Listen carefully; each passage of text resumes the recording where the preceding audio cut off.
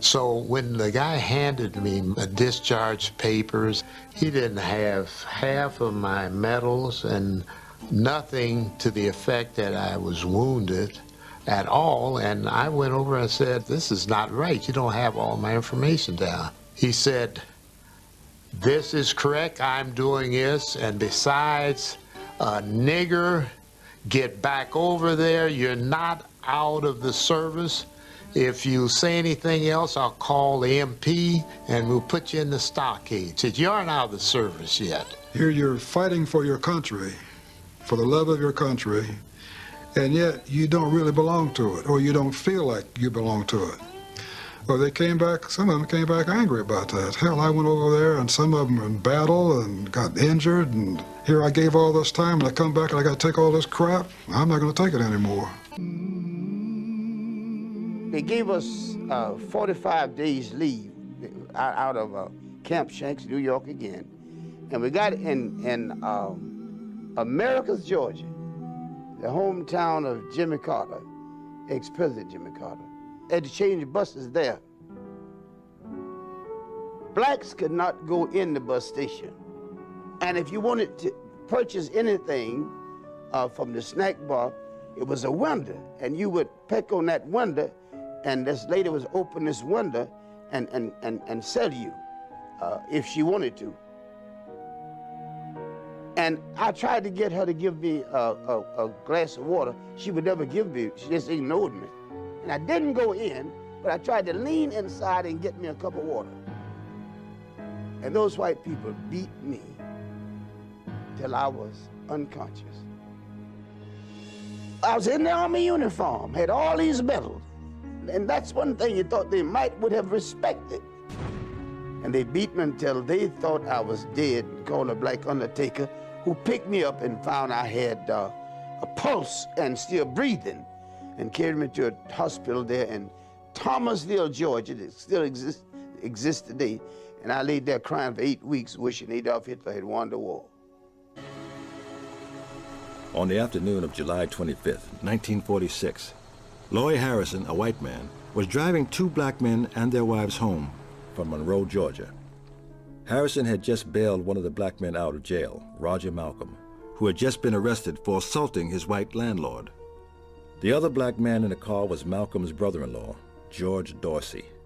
George came home from the Army in '45, and I met him way down the road down there and walked him all the way home. And he was telling me about being in the Army. He had some medals on. He was real proud of that. At sunset on July 25th, 10-year-old Clinton Adams and a friend were playing by the river at Moore's Ford Bridge. We seen Mr. Loy Harrison's old big old black car. Seen him go down the road. And didn't think nothing about it. About one car a day might go through there. And when he got along this spot here, he didn't have access to the bridge because they had a car blocking the bridge. One car came up from behind.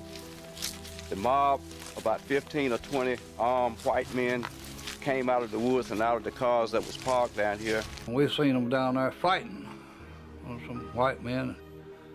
We didn't know what was going on at the time being, so we just laid down right beside the field there, right on the edge of it.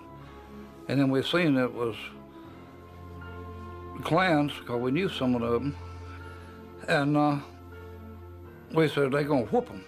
Well, that's what the Klan done, whoop people, you know.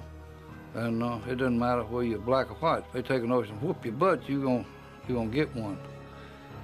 And they tied up George's hands. And once they started into the wooded area with them, Dorothy, from what Laura Harrison said, yelled out, "Don't kill him," and she called the name of one of the people that she recognized. Then the order was given to go back to the car and get the two young black ladies that was in the car.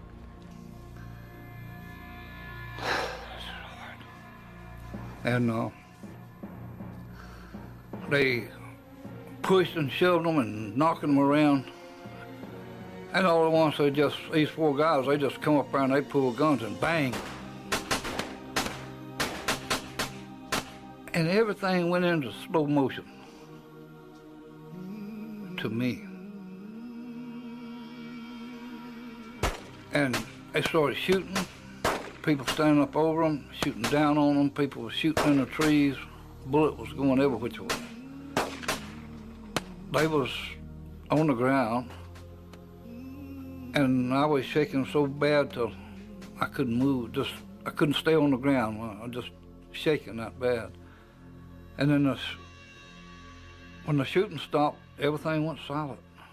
Nothing, just quiet. And I stood up. And when I stood up, I was just like, right there. And George, I knew him. I looked at him closest, I reckon, because he was my good buddy. And you could see the smoke and the air bubbling out, and their faces were just a mess. I mean, it was literally shot to pieces. Malcolm and Dorsey's wives were both pregnant. Dorothy was between 7 and 8 months pregnant. May was around 3 months pregnant. So we lost 6 lives at Moore's Ford that day. I went over there, and they were lying there and laying around, and I picked up a rope. I was a 22-year-old kid. And this man next to me said, "Son, let me have that." He jerked it out of my hand. And of course, I gave it to him. But I looked over and a pool of blood there and picked up a tooth and brought it back home and gave it to a friend of mine, and she put it on a good luck charm. My partner and I covered the autopsy.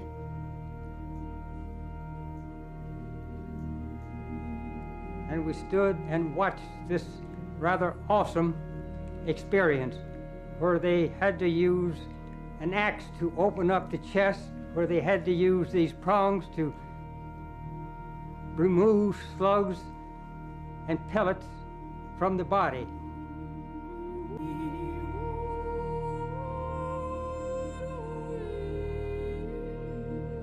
We obtained no help from the Sheriff's Department. We received no help from the local police department. 2 or 3 days later, the sheriff was asking Mama questions about it, and I was just sitting on the porch. And I said, "I know who done it." Big mouth me on, let them know right quick. Although Loy Harrison was the FBI's prime suspect in the killings, no one was ever charged, let alone tried and convicted for the murders. And I asked him, I said, "Mr. Loy," I said, "why did them people kill George and Doris?" He said, "Well, before George went to the service, he was a pretty good nigger. But after he got out, he thought he was as good as any white man."